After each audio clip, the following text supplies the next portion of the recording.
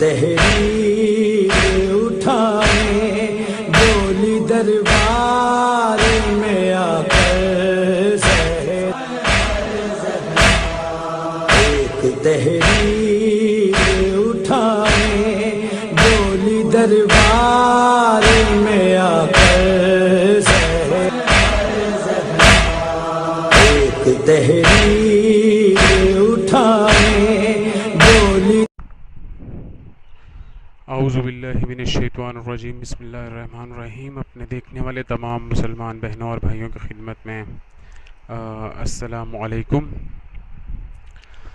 یہ video upload کرنے کا اور بنانے کا مقصد، بنیادی مقصد جو ہے وہ یہ ہے کہ شیعہ فرقہ پر بے تحاشا تنقید کی جاتی ہے کہ یہ صحابہ رسول کو نہیں مانتے، ان کا ایمان صحابہ رسول پہ نہیں ہے، یہ صحابہ رسول کے دشمن ہیں۔ تو اس کے جواب کے لیے یہ ویڈیو اپلوڈ کی گئی ہے۔ اس پہ یوٹیوب پہ بھی غلیظ اور واہیات پروپوگنڈا کیا جاتا ہے اور معاشرے میں بھی غلاظتیں بکی جاتی ہیں شیعوں کے خلاف اسی بات کو لے کے۔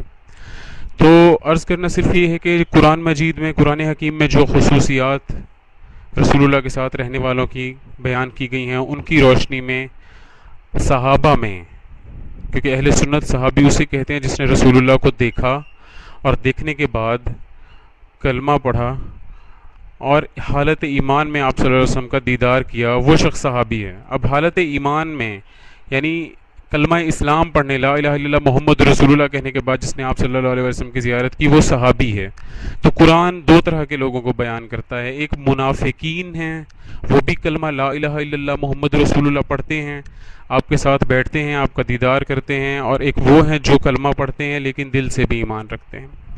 لیکن انتہائی افسوس کے ساتھ کہ اہل سنت بھائی ہمارے جو ہیں وہ صرف اور صرف اس لا الہ الا اللہ کے اقرار کو اور ساتھ بیٹھنے کی بنیاد پہ ہر منافق، ہر مومن کو برابر سمجھتے ہیں اور اس میں کوئی تمیز نہیں کرتے، اور منافقین کے بارے میں قرآن جو کچھ کہتا ہے اسے نظر انداز کر دیتے ہیں۔ اسی حوالے پہ پہلا ثبوت میں آپ کو یہ دینا چاہوں گا، اس حوالے سے ایک سیریز ویڈیوز کی اپلوڈ کی جائے گی جس کی یہ پہلی ویڈیو ہے۔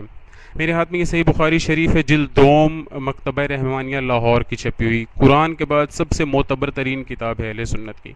اس میں سے آپ کو یہ دکھانا چاہتا ہوں کہ صحابہ رسول کا کیا معیار ہے اور کیا وہ بھی جہنم میں جا سکتے ہیں، اور جو شخص جہنم میں جائے یقیناً وہ اس قابل نہیں ہے کہ اس کی پیروی کی جائے۔ یہ پارہ نمبر 18 کتاب التفسیر، صحیح بخاری شریف جلد دوم، حدیث نمبر 1733 میرے سامنے ہے کہ فلاں فلاں فلاں نے آپ صلی اللہ علیہ وسلم نے خطبہ سنایا، فرمایا لوگو تم اللہ کے سامنے ننگے پاؤں ننگے بدن بے ختنہ محشور کیے جاؤ گے۔ پھر آپ صلی اللہ علیہ وسلم نے یہ آیت پڑھی، پھر فرمایا سن لو، قیامت کے دن ساری خلقت میں پہلے ابراہیم پیغمبر کو کپڑے پہنائے جائیں گے اور میری امت کے کچھ لوگ حاضر کیے جائیں گے۔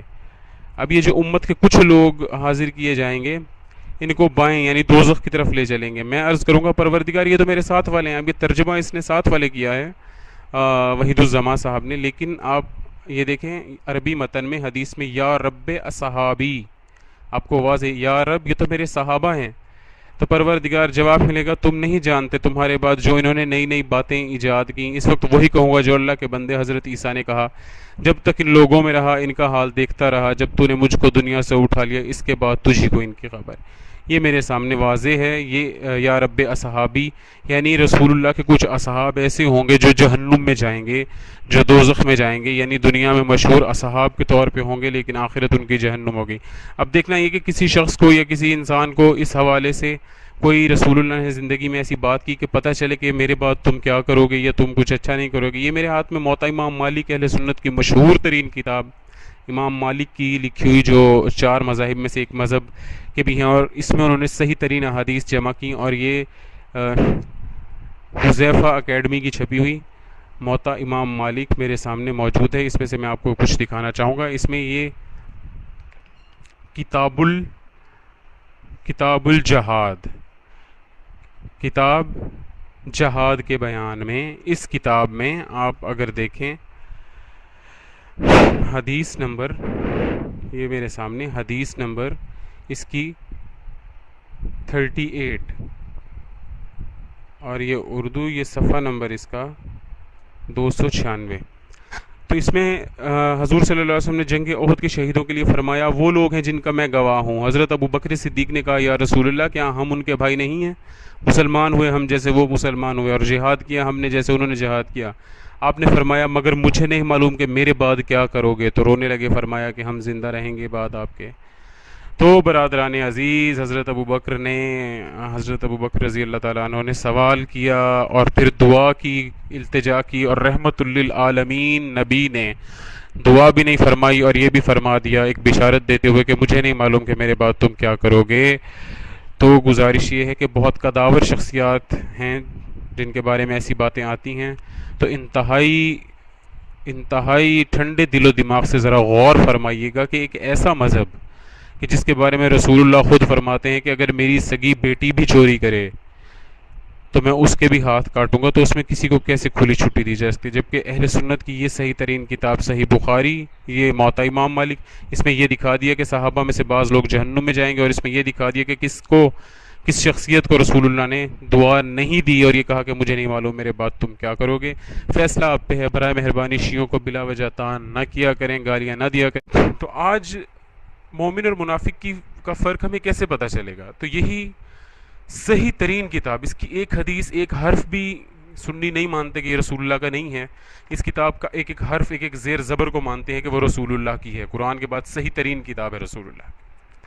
اس میں سے ہم یہ دیکھیں گے کہ ان خصوصیات کے ہمارے جو شخص اسلام کو دشمن تھا, جو رسول اللہ کی توہین کرتا رہا, کیا وہ منافق ہوگا یا مومن؟ اس سلسلے میں آج صحیح بخاری میں سے آپ کو کچھ دکھانا چاہوں گا, اور اس میں ساتھ ہی بھی عرض کرنا چاہوں گا کہ شیعوں پہ جو بے پناہ تہمتیں لگتی ہیں, جی فلاں کے بارے میں گالی گلوچ کرتے ہیں, فلاں کے بارے میں گالی گلوچ کرتے ہیں, فلاں برا بھلا کہتے ہیں, فلاں پہ تنقید کرتے ہیں, تو خدا را اپنی کتابیں تو پڑھ لیجئے. دعوت ہے ہر صحیح الفکر سنی مسلمان کے لیے کہ خدا را اپنی کتابوں کو پڑھیں کہ ان میں کیا خصوصیات کن لوگوں کی دی ہوئی ہیں. قرآن اور رسول سے کوئی شخص بلند نہیں ہے, کوئی قرآن اور رسول سے زیادہ اتھارٹی نہیں رکھتا. ٹھیک ہے, تو اب میں اس میں سے آپ کو دکھانا چاہوں گا کہ یہ صحیح بخاری شریف جلد دوم, مکتبہ رحمانیہ, اردو بازار لاہور کی چھپی ہوئی. یہ طبع جدید نومبر 1999 کا ایڈیشن, اور اس کا میرے سامنے یہ موجود ہے. صحیح بخاری شریف جلد دوم, پارہ نمبر 18, کتاب المغازی, رسول اللہ کی وفات کا بیان, اور باب کا نام ہے یہ باب کا نام ہے صفحہ نمبر 759 پر. حضرت صلی اللہ علیہ وسلم کی بیماری اور وفات کا بیان, اور اللہ تعالیٰ کا سورہ زمر میں فرمانا ہے کہ اے پیغمبر تجھ کو بھی مرنا ہے اور وہ بھی مرنے والے ہیں, پھر تم قیامت کے دن اپنے مالک کے سامنے جھگڑو گے. اور اسے اگلے ہی صفحے پر اس باب میں یعنی صفحہ نمبر 760 پہ یہ حدیث نمبر 1552 میرے سامنے ہے کہ ہم سے فلاں نے کی. انہوں نے عبید اللہ بن عبداللہ بن عتبہ سے, انہوں نے ابن عباس سے, انہوں نے کہا جب حضرت صلی اللہ علیہ وسلم کی وفات ہونے لگی اس وقت گھر میں کئی صحابہ بیٹھے تھے. آپ صلی اللہ علیہ وسلم نے فرمایا ادھر آؤ, میں تم کو ایک کتاب یعنی وصیت نامہ لکھوائے دیتا ہوں, تم اس راہ پر چلتے رہو تو کبھی گمراہ نہ ہوگے. یہ سن کر کوئی حضرت عمر رضی اللہ عنہ کہنے لگے حضرت صلی اللہ علیہ وسلم پر تو بیماری کی سختی ہو رہی ہے اور تم لوگوں کے پاس قرآن اللہ کی کتاب موجود ہے, ہم کو اللہ کی کتاب بس کرتی ہے یعنی کافی ہے.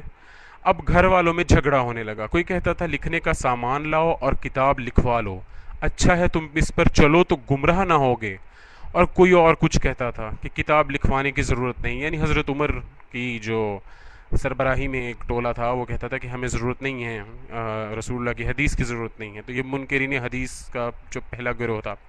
جب جھگڑا بہت ہو گیا, بکواس ہونے لگی, تو آپ صلی اللہ علیہ وسلم نے فرمایا چلو اٹھو.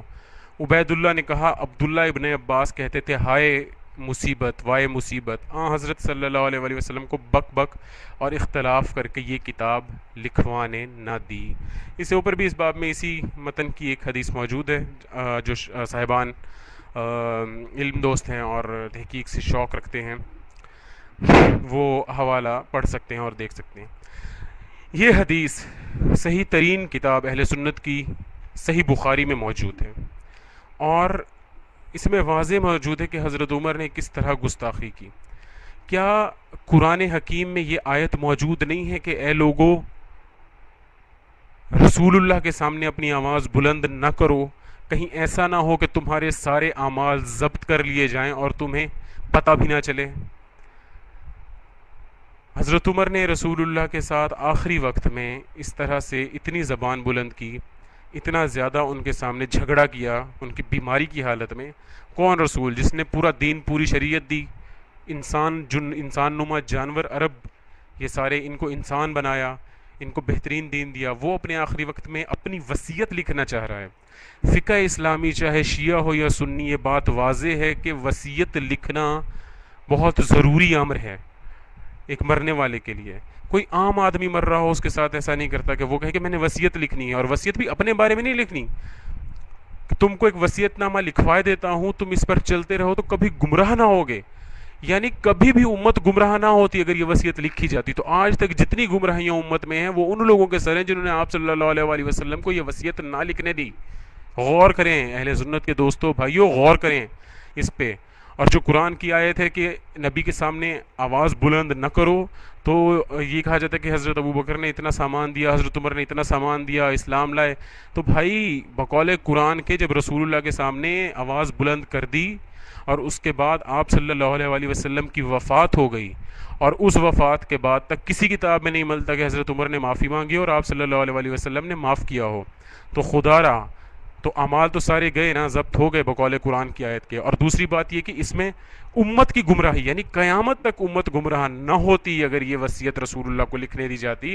اور آپ صلی اللہ علیہ وسلم اتنے شفیق اور حلیم پیغمبر جو ایک باپ سے بھی زیادہ اپنی امت سے پیار اور محبت کا جذبہ دل میں رکھتے تھے, اپنے آخری وقت میں بھی وصیت لکھنا چاہ رہے تھے جو ہر عام مسلمان کا حق ہے, لیکن حضرت عمر نے نہیں لکھنے دی, اور وہ بھی انتہائی زبان درازی کر کے اور انتہائی جھگڑا کر کے, شور کر کے. جیسے عبداللہ ابن عباس نے ابھی کہا, آپ پیچھے جا کے دیکھ سکتے ہیں کہ بک بک کر کے رسول اللہ کو حدیث نہ لکھنے دی گئی. تو آپ خود سوچ سکتے ہیں کہ جو شخص ایسے بلند کرے آواز, رسول اللہ کی حدیث کی اسے ضرورت نہ ہو, رسول اللہ کی بات کی اسے ضرورت نہ ہو, رسول اللہ کہنے کہ تم گمراہ نہیں ہوگے میں لکھ کے دینا چاہتا ہوں, اسے اس کی ضرورت نہ ہو, تو اس کے بعد بھی پھر شیعوں پہ یہ دعویٰ ہے کہ شیعہ کیوں اسے نہیں مانتے. ہم کسی کو گالی گلوچ نہیں کرتے, لیکن ہم صرف ان لوگوں کو مانتے ہیں جنہوں نے رسول اللہ کی عزت کی. آج اگر کوئی شخص توہین رسالت کرے تو آپ کہتے ہیں تمام ہر مسلمان غیرت مند کا دل یہ کہتا ہے کہ اس کو قتل کر دینا چاہیے اور اس کو یہ کر دینا چاہیے وہ کر دینا چاہیے. کیا ابھی جو حدیث آپ نے تھوڑی دیر پڑھی کیا یہ توہین رسالت نہیں تھی؟ خود فیصلہ کریں تمام دیکھنے والے شیعہ سنی, اور دعا کریں خدا سے کہ تعصب کی پٹیاں ہٹا کے اللہ تعالی ہمیں ہدایت سے حق کا رستہ پانے کی توفیق دے. والسلام علیکم ورحمۃ اللہ وبرکاتہ.